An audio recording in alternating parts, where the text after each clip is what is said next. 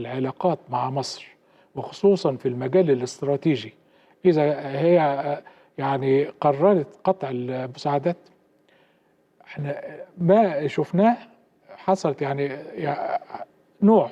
في الأول كان هناك هجوم قوي جدا على مصر. ليه؟ لأن الولايات المتحدة الأمريكية فوجئت بالثورة دي، كلام اللي قالته ايوه مفهوم. فايزة أبو النجا الوزيرة العظيمة بتاعتنا، قالت إنها فوجئت بثورة زي ما فوجئت في حرب أكتوبر، وبالتالي استوعبت الدرس، واعتبارا من مارس بدأت تعمل على تقليص قدرة الثورة والكلام ده اللي احنا بنقول عليها الثورة المضادة اللي هو حصلت، وكانت أمريكا لها يد بس فيها هي بدون شك. ليه تعمل كده وهي لديها بالفعل شريك استراتيجي في مصر؟ لا، هو النهارده الشريك الاستراتيجي غير موجود. يعني هو كان النهارده النظام السابق. لا يا فندم، الإعلان الرسمي لرئيس الأركان القوات المشتركة والراديو المصري، الإذاعة الرسمية، كانت تتحدث عن العلاقات الاستراتيجية والشراكة الاستراتيجية المصرية يوم ما جه لغاية امبارح، لغاية لما كان ماكين أيضا موجود. تتحدث، وبالتالي هذا لم يتغير على الأقل قدامنا. هي بتتحدث، واخد بالك، إنما إيه الواقع؟ هي في احتجاج لهذه العلاقة، الولايات المتحدة في احتياج لهذه العلاقة أن تستمر ولا تنقطع. طب إذا كان ده الواقع، ليه ما شفناهوش مترجم بقى في الحالة اليومية؟ يعني النهارده كان لافت جدا إنه ما فيش ولا أمريكاني حضر المحاكمة. لا، ما هو في الإجراءات ده خلى الناس تقول إنه والله في اتفاق ما بيتم. دي نقطة قانونية. أيوة فندم. في يعني البدايات أو الإجراءات بتاعة المحاكمة أو الجلسات الإجرائية ممكن جدا محامي المتهم يحضر عن المتهم. لا بس كان في ضبط واحضار قبل كده صادر بحق مواطنين امريكيين. لا، هو بالضبط واحضار هو منع من السفر، اساسا منع من السفر بمغادره مصر، ودي قائمه ما اتغيرتش. انما في الاجراء يعني بدايات المحاكمات ممكن جدا. حضرتك مش شايف انه لا مجال لتسويه في الملفات وده الملف الاساسي؟ اتمنى يبقى في تسويه، ليس لمصلحه امريكا وليس لمصلحه مصر تعاظم. بس كيف تكون هناك تسويه وانا بقول على مواطن امريكي ضبطته ومسكته وبعرضه على القضاء انه متآمر يرغب في تقسيم مصر؟ ازاي انا هقبل تسويه في هذا المجال؟ ايوه، واخد بال حضرتك، يبقى هنا في قانون. يعني النهارده مثلا ما يحدث النهارده ما بين مصر وبريطانيا في محاوله او يعني مباحثات تبادل الاتهامات تبادل المتهمين، وما بين مصر وفرنسا في تبادل التحقيقات. يعني انت فاكر القضيه بتاعت الاستاذ ابراهيم نافع لما قال لك يعني الماسونيه ومش الماسونيه، وبعدين صرحت من فرنسا على اساس انه يتم التحقيق معه في مصر. هي قضيه مختلفه يا فندم، لان احنا بنتكلم عن علاقات مصريه امريكيه، وبتكلم عن متهم بتقسيم مصر. انا بتهم جهه امريكيه بتقسيم مصر، ولابد. هل ده قابل للتسويه ام غير قابل للتسويه؟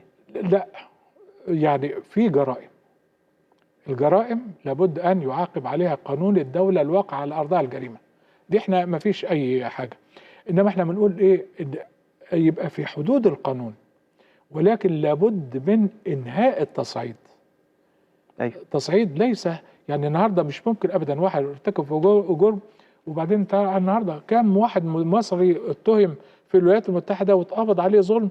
الولد اللي كان معاه لعبه في عربيته، لعبه في العربيه، وقبضوا عليه قال لك ده متفجرات، وقعد 6 اشهر ولا مش عارف 4 اشهر في السجن، وبعدين قال لك ساعتها احنا برضه فرق، ساعتها احنا ما عملناش ازمه. ما هي ده غلط مننا. ايوه غلط مننا. انما النهارده حقيقه هم بيعملوا ازمه. الموقف اللي وقفه المجلس الاعلى للقوات المسلحه والوزاره والقضاء الشامخ بتاع مصر، حقيقه ده نقطه تحول تاريخيه يجب ان احنا نسجلها ونفخر بيها. بس يا فندم ثمن هذه التسويه سيكون خروج المتهمين دول بدون ملاحقتهم قانونا. طب ليه نسابق الحوادث؟ لأي درجة؟ هم قالوا كده يا فندم. الولايات المتحدة الأمريكية طلعت أكتر من تصريح رسمي، قالت إنه لن يقضي مواطن أمريكي فترة سجن أو عقوبة سجن خارج الولايات المتحدة. بالونات اختبار.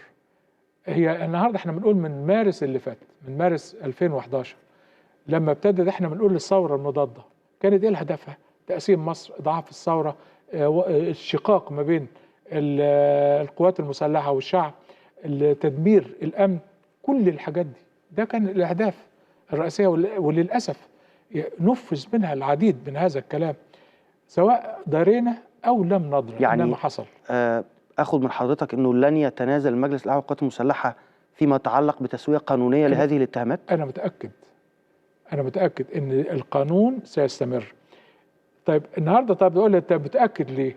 لو كان هناك نوع من يعني التراجع، وجاء رئيس الاركان المشتركه الامريكي ده ما بيطلع، رجله عزيزه جدا، ما يطلعش بره امريكا ده كده بسهوله، واخد بالك؟ وجاء ماكين ده كان مرشح رئيس رئاسي واسير حرب سابق. وبعدين الصوت بتاع نبره وزيره الخارجيه والكلام ده، وبدا يتعمل كل هذا الكلام اللي بيتراجع الولايات المتحده الامريكيه وليس مصر. ولابد، يعني انا بتمنى ان احنا لا نتراجع حتى لن نرى تسليما لمواطن امريكي متهم في هذه القضيه.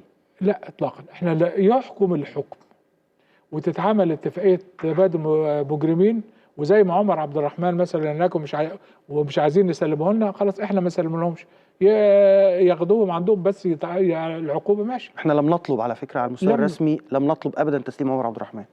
انما دي حقيقه، ولو ان اعتقد ان كان حصل في يعني طلب ورفض من الولايات المتحده الامريكيه. طيب هل من الممكن حضرتك شايف انه يبقى في تسويه بعيدا عن الشق القانوني، بعيدا عن شق تلقي التمويل؟ يبقى خطأ